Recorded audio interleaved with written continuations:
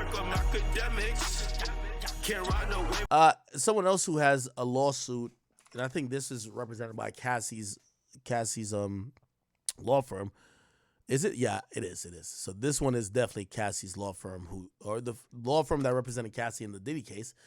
They're doing this lawsuit, and they're doing it against the Dream. So Douglas H. Wigder, if we do a quick Google search, Douglas H. Wigder, we're gonna see Cassie pop up, right? I think. Cool. Yeah. Cassie's lawyer. Yep. Douglas H. Wigder. Okay. Let's see. Wigder. Yeah. See? Miss Ventura's lawyer, Douglas H. Wigder. Okay, so you could tell he's a guy, and this is my thought about him. He's a sniper. He's not taking every case. You could imagine if he allegedly got $30 million for Cassie, every woman who's ever fucked any rapper or any mogul is running to him to say, bruh, you got $30 million for Cassie. I got a story about so and so. Bruh, just go get me $5 million, please. He's being very, reputation matters. So you could tell he's being really picky, but he's picked this woman that is suing the Dream. If you guys don't know who the Dream is a R&B singer, most notably, not only he definitely had a solo career that was very good, but he's worked with Beyonce a lot. He's seen on the majority of Beyonce's albums, including Beyonce's last album, which is the Cowboy Carter Project. If you kind of go to his discography, production discography, a lot of times you'll see his writing will get credited as production at the time because he does more than writing at this point. You'll see him on Beyonce. I believe he wrote Single Ladies. He wrote, what else? End of Time. He wrote a bunch of shit. Like, he's a good writer, okay? He's worked with Cassie. He's worked with Diddy, Sierra. Let me see. What's the biggest songs he's written for anyone? Let me see. Oh, yeah. He's most notable for writing Rihanna Umbrella. Yeah, that's what he did. He wrote Rihanna's Umbrella, which is like probably one of the biggest songs he did, right? Okay, he's worked with a lot of people. Oh, here's the writing credits. Okay, so he's got, here's the proper writing credits, right? For Beyonce, Single Ladies, Love on Top, Countdown. Ooh, Countdown's a fire song. Ooh, that's a fire song. Damn. This nigga been writing it. You know what I mean?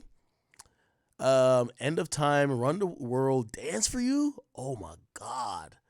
EXO, Beyonce, and Petition. What? 6-inch. Flawless. Oh my God. Grown woman? Like, this nigga been writing. Holy shit. He wrote You for Chris Brown? What? He wrote Bed for Jay Holiday? He wrote Suffocate? Oh, nah, this nigga got it. Oh, yeah, this nigga got it. Holy shit. My boy been writing. No way he wrote Baby, though. He has writing credits on Baby, but Baby. Oh, my God. He been doing his thing. Mariah Carey, Touch My Body, Obsessed. What? He wrote Just Fine for Mary J. Blige. Just fine. Ooh. Oh, shit. Umbrella, Rockstar 101, Do Your Thing. Oh, my God. Yeah, he been cooking. He did Moving Mountains for Usher? Oh, yeah, this boy been cooking. Okay, yeah, he rich. I see why he stopped putting out music himself. I see why he started putting out music himself. You feel me? My boy low-key look like Saucy Santana or the Hamburglar, man. Like, he said, fuck all that shit, man. I don't need to be an R&B singer. Even though he's really talented, like, really talented guy. But if he's writing them hits, like, fuck that. Like, he's good. He's making so much money off publishing, nigga. All he got to do is just walk to the mailbox and get that check. And his publishing deal is probably bananas. Anyway, okay. Let's see. Obviously, you probably haven't seen him front-facing in a while in the music industry, but he's been doing his thing. Let's see what the fuck this lawsuit is claiming or alleging that he did. This is actually filed in, where is this filed at? Is this filed in, I think this is filed in, this is filed in federal court. So this is filed in the Central District of California. And it's a woman by the name of Shawnee Monroe. This is a woman who's actually suing him. Shawnee Monroe. I think she has an Instagram. Uh, okay. Okay, this is her right here. Right? Is she white? Is she white, right? Yeah. I guess she white. Shawnee Monroe. Yeah, she is white. She white, right? Sometimes these days with filters, you can't tell if people white or not. I think she white. This is her too.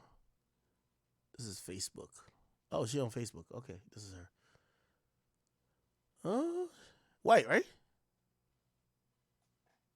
I can't tell. Anyway, um, cool.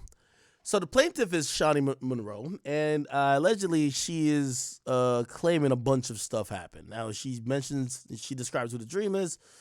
Uh, she says he's fans, whatever, whatever. Okay, cool. So in 2014, which by the way, again, I keep telling you, it's just timing when it comes to all these things because people are realizing, yo, if Cassie got a check, shit, my story got to be heard, type shit, right? 2014, Miss Shannon Monroe was 23 years old, working in the United States, hoping to land her big break, right? She was on an international visa from the Netherlands. Okay, when Associates of the Dream reached out to her via social media, she was thrilled. She immediately sent songs or sent along samples of her work and was quickly invited to join Dream and as part of Tricky Stewart. By the way, shout out to Tricky. They're a good team, by the way. They make hit songs. Said, far from being an amazing breakthrough opportunity, she imagined, her experience with Dream was nothing short of prolonged nightmare. Okay, let's kind of like get into a little bit more. It says, under the guise of pursuing a legitimate recording and publishing contract with Miss Monroe, the Dream lured the young and vulnerable artist into a abusive, violent, manipulative, filled with physical assaults, violent sexual encounters, and horrific psychological manipulation. Wow. In both Atlanta and in LA, the Dream used his age and influence in the industry to manipulate the young artist and to believe that she needed him for success, and roped her into his world of false promises to gain her a complete trust, including.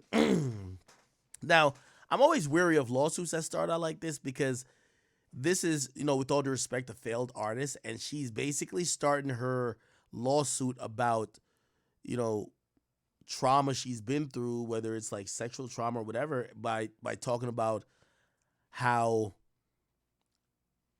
her career didn't get to be what it could have been, right? But she's here kind of dressing it up as, oh, he manipulated me, right? Because apparently he assured her that he would sponsor the extension of her visa. He told her he would write blockbuster songs for her if he became part of his, oh shit, so-called sanctuary, like he did for Beyoncé Rihanna, offering her lofty visions of recording and publishing contracts with major labels, assuring her that he would appropriately advocate for her and promising her that she would open for Beyonce's upcoming tour. All right. Listen, it's one thing getting promised shit. It's another thing being delusional. You know you're not opening for no Beyonce. We've never heard about you till today. Stop it. Why the fuck? Like, I don't even think Beyonce uses openers like that. Come on. Going as far to force her to diet and exercise excessively to prepare for the tour. In reality, Dream used her for his base desires, which manifested in violent and sexual acts and vicious psychological torture. For example, he locked her in a dark room adjacent to a recording studio, violently had sex with her, then left her alone, naked in the dark for hours on end, returned to have sex with her, and demanded that she tell him she loved him. He controlled all aspects of her life. Okay, her stay in the United States. He provided her housing, transportation, food expenses. He kept a close track of her location all the times, calling and texting her all the time and hours, demanding updates on her location, or even keeping his own key to her hotel room so he could enter whenever he desired. He forced her to drink excessive amount of alcohol by roughly pulling her head back by her hair and pouring alcohol down her throat. He frequently strangled her during violent sex, sometimes with his hand, and once used the collar of her dress.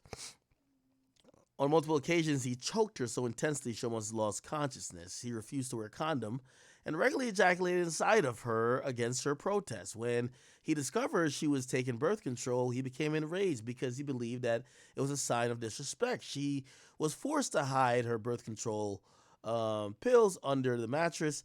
He berated her while having sex with her, calling her ungrateful, insisting that she praise him and declare her loyalty to him. He once R-worded her in the back of the renovated Sprinter van.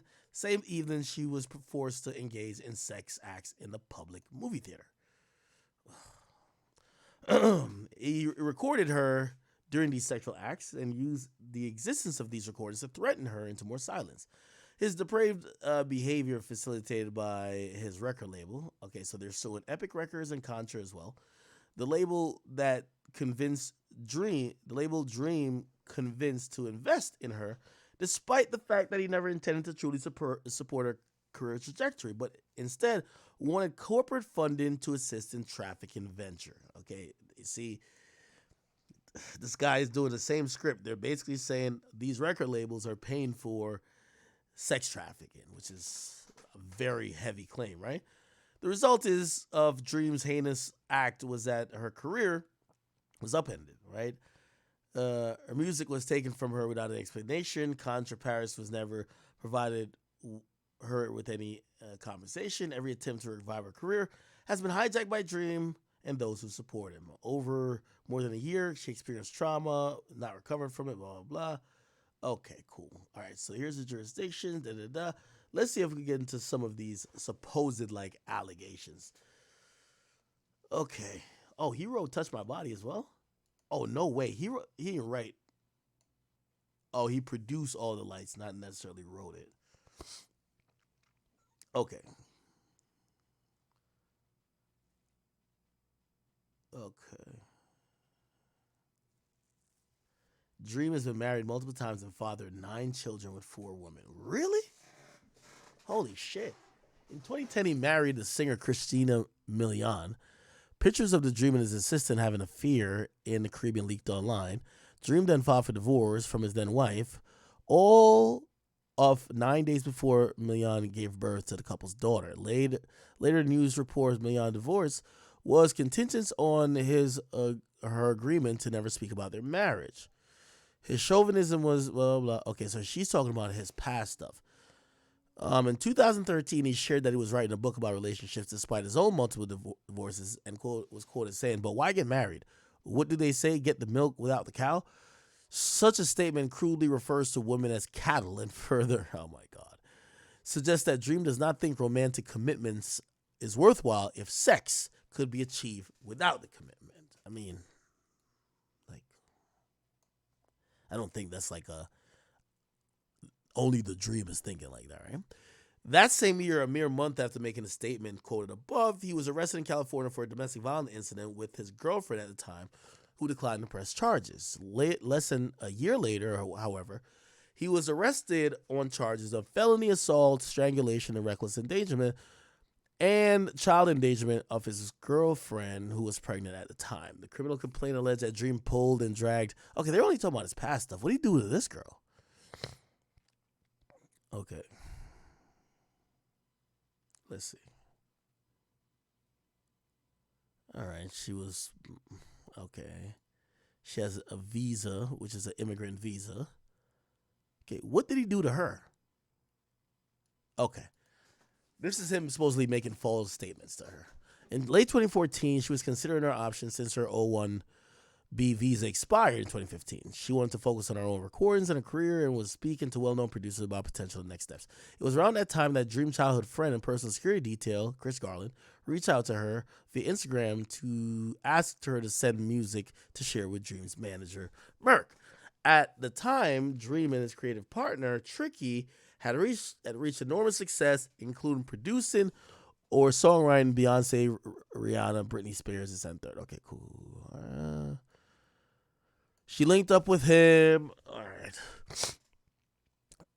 She arrived in January, whatever. Okay, where the fuck is he doing bad stuff, allegedly, right? She recorded song 187, which she had written. Also, she had no gang affiliations or violent history. She was presented with a song titled with a slang used for murder. What the fuck? She had never been to a strip club before. While there, Dream had repeatedly handed her large stacks of money and demanded she throw money at strippers. Oh, hell nah, man. Like, come on. You're telling me that, he traumatized you by giving you money to throw at other bitches. Like, come the fuck on.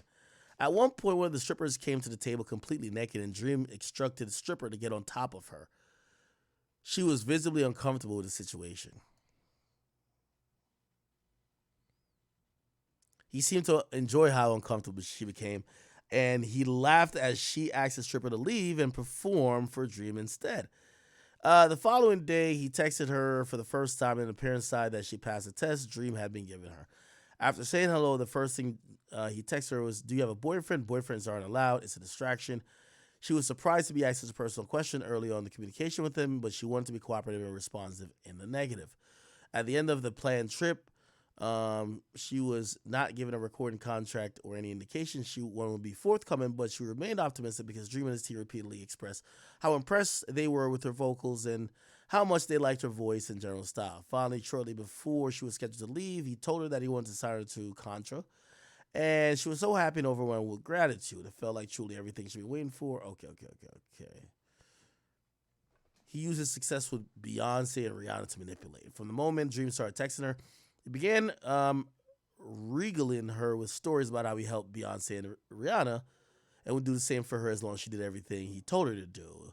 He told her that in order to write songs for her, he needed to know everything about her, including everything that embarrassed her, upset her, angered her, and excited her, every single thought she had.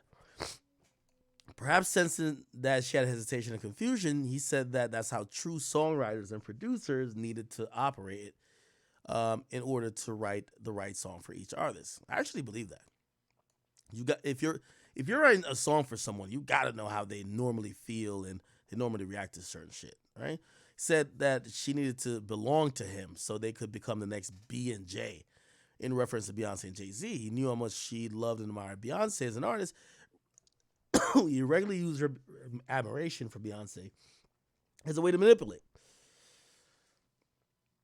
She was telling him that the reason he achieved what?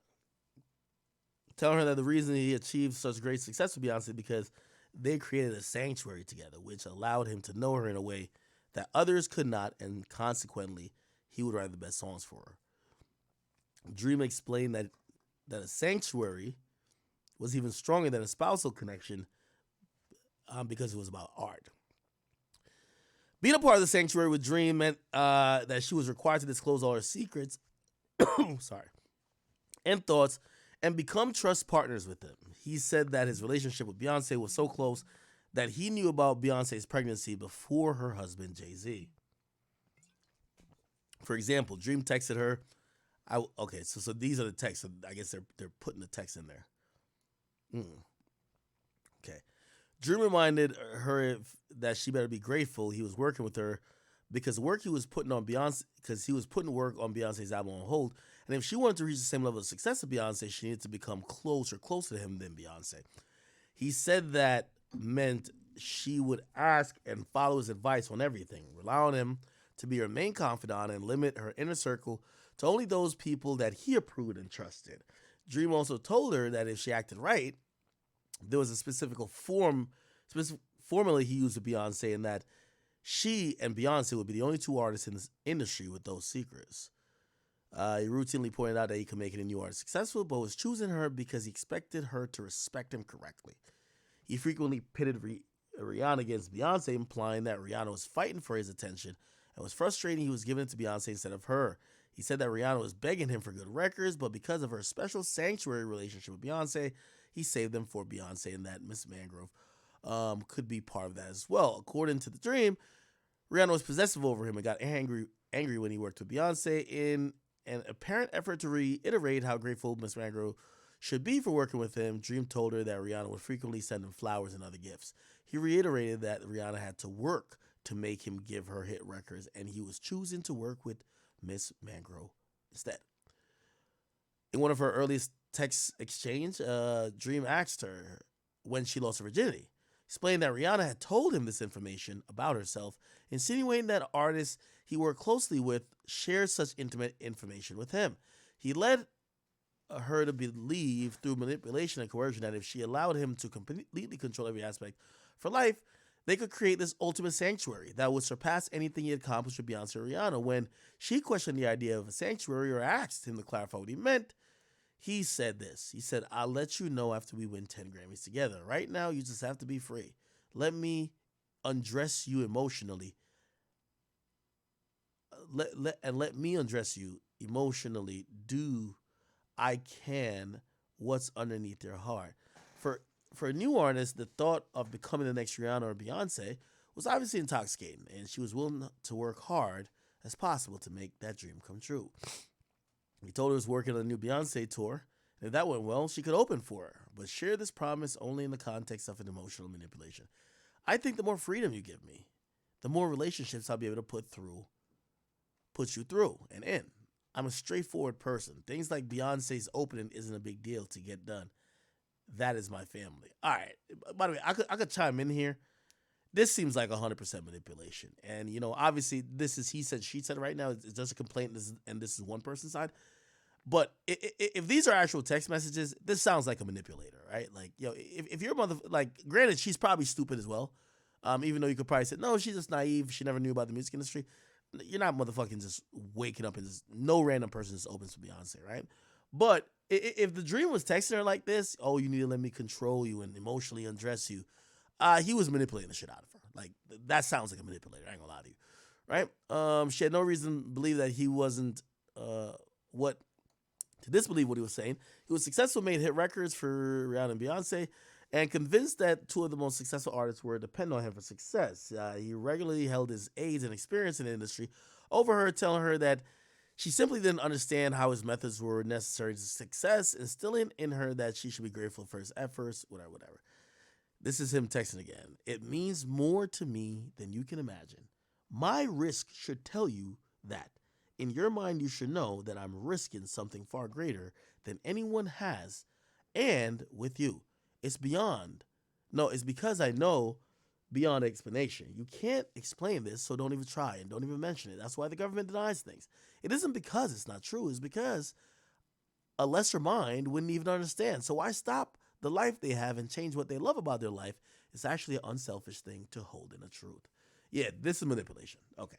And I'm not going against dreaming or like that, but bruh, like if you texting like this, you're manipulating. Like, come on. Like, this is some failed pimp shit, right? He was drawn into the whirlwind of love to messages like this and was quickly convinced that she needed a dream to make it happen in the music industry, and therefore was willing to take all the necessary direction from him. Only now does she see that the dream was used in fraud, coercion to manipulate her. Okay. Um,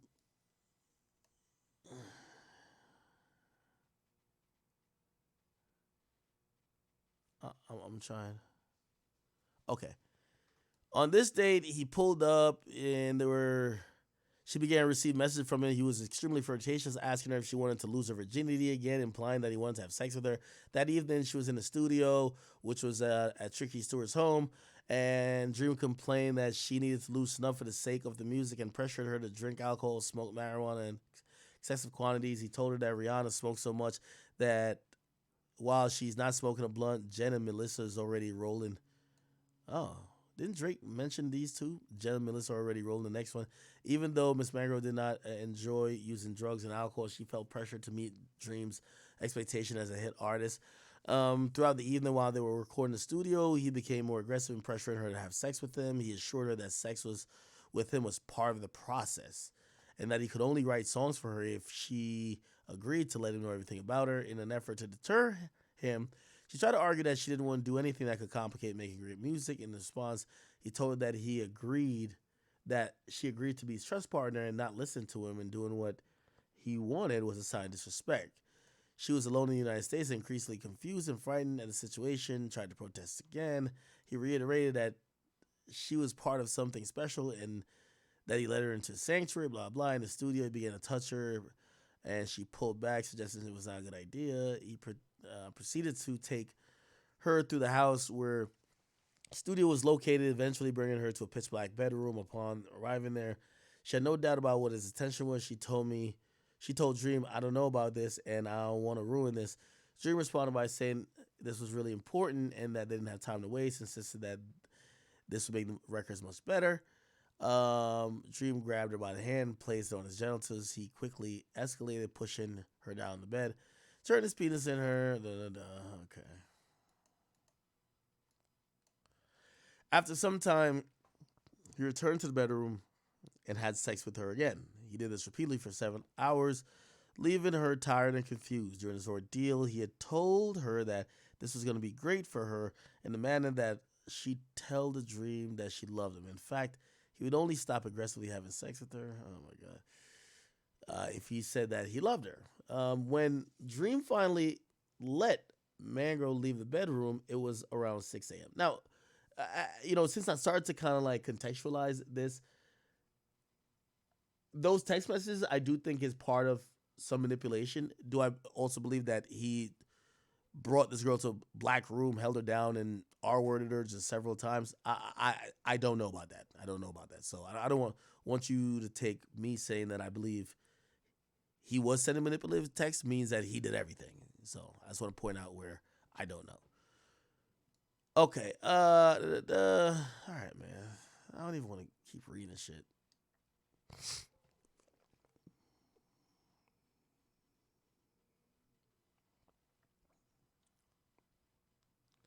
Says I want to fuck your bladder so hard it makes you piss all over me. What?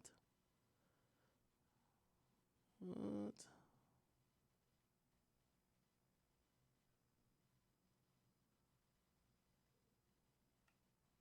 Okay. I ain't gonna lie, I ain't finna read all this shit, man. And no disrespect. Look like this looks pretty thorough, right? This looks pretty thorough and looks like there's a case there. Obviously, with this Wigder law group guy, he's like pretty like thorough in everything he does. Well, I'm not gonna assume everything is true, but if those messages were real, that was texting like a. There's a thin line between I get this whole writing for you shit, so I need to know you, but some of the words that nigga was using clearly comes off to me like he was trying to manipulate. Just my opinion, though. Okay, I'm not gonna.